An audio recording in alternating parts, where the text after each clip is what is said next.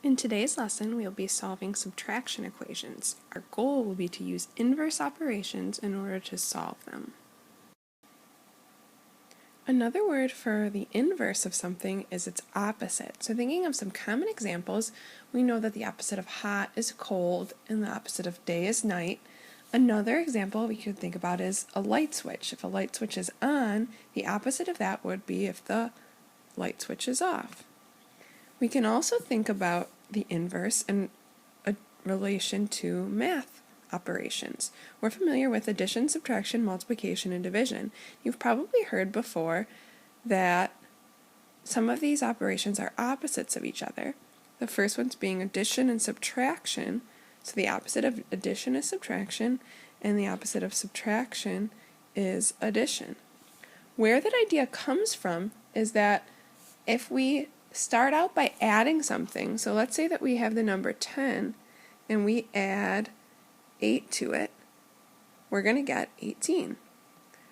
If we then go and do the opposite of adding 8, we subtract 8 from that total, we get 10 back. 10 being what we started with. So they're opposite because they take us back to the original. Starting with subtraction, we can see that subtraction and addition are, or addition is subtraction's opposite. If we look at the number 10 and we take away 2 from it, we're going to get 8. If we do the opposite of taking away 2, the opposite being adding 2, we're going to go back to 10 again. So again, we notice we start with 10 and we end with 10 as long as we add and subtract that same amount. Multiplication and division share a similar relationship, with division being the inverse of multiplication and multiplication being the inverse of division. We can see how this works with another example. Again, if we start with 10 and we times that by 2, we're going to get 20. If I do the opposite of timesing by 2, if I divide it by 2, I'm going to go back and get 10 again as my answer. Same thing works if I start with division. If I start with 10 and I divide by 2, I'm going to go down to 5. If I do the opposite of division and I multiply by 2, I'm going to do 5 times 2 and I'm going to get 10.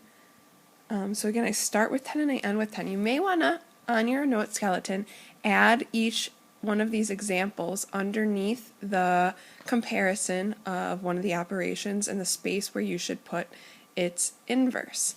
This again shows you why and how these two operation pairs are related to each other.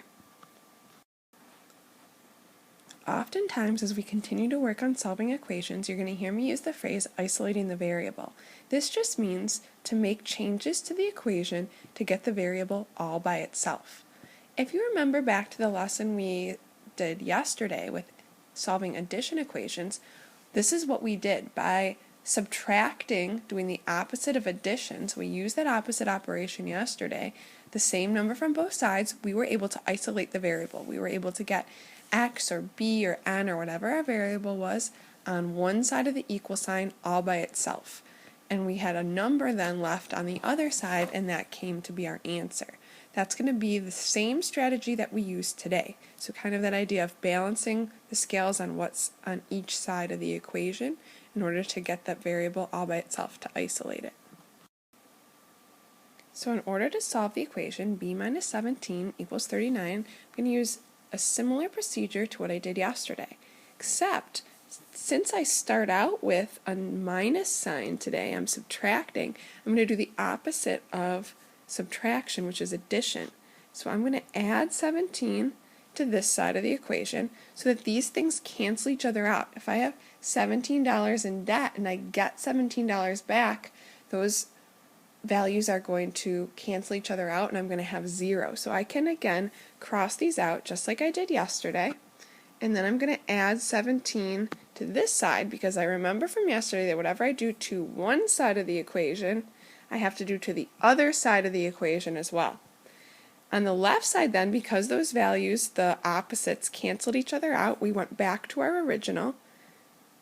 I have just b left, and on the right side of my equation, I'm going to add my two values and I have 56 left. So b is going to equal 56 after I isolated the variable, got the letter b by itself by using the opposite operation.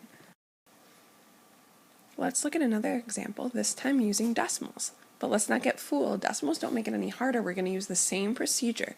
Since I notice that this equation has a minus sign again, I remember that the inverse operation of subtraction is addition. So I'm going to add. If I add 1.75 to the left side, these two values are going to cancel each other out. So I can cross those two values off, and I'm going to fill in my 1.75 on this side. Again, I want to make sure that I'm showing the work I used to cancel this side off, because it's important that whatever I do to this side of the equation, I do to the other side as well. Then I can go ahead and solve. My variable was isolated, so I'm just left with b. I'm going to pull down my equal sign, and I can add a 0 if that's helpful. I can do my decimal addition, and I'm going to be left with 5 and 55 hundredths as b. If you're starting to get a hang of the process we're using, I challenge you to pause the video now, try to solve this problem on your paper, and then restart after you finish to check your work. Otherwise, if you'd like to see another example, follow along as I take a look at this one. Here we have m minus 3 and 28 hundredths equals 27 and 89 hundredths. Again, I notice that subtraction symbol. That immediately reminds me that I should use the inverse operation, which is addition, so that I can cancel out my value and isolate the value. So I'm going to add 3 and 28 hundredths so I can cancel those out, and then I'm going to do the same thing to this side of the equation.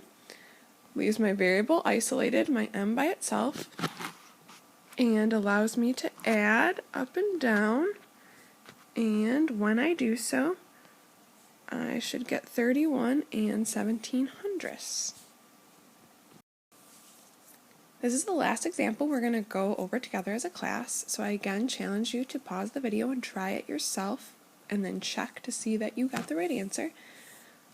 But again, I should notice that I have a subtraction symbol. So the opposite operation I'm going to use is addition. I'm going to add 6 and 7/10. Again, I decided that because I want to cancel those two values out and leave the m isolated. The only way to cancel this value out is to add the same value. If I add it to one side, I know I have to add it to the other.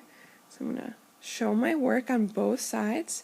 That isolates the variable for me and allows me to add and get 94 and 13 hundredths. At this point, refer back to any of the examples or parts of the video that will help you as you continue and complete the rest of the note skeleton sheet.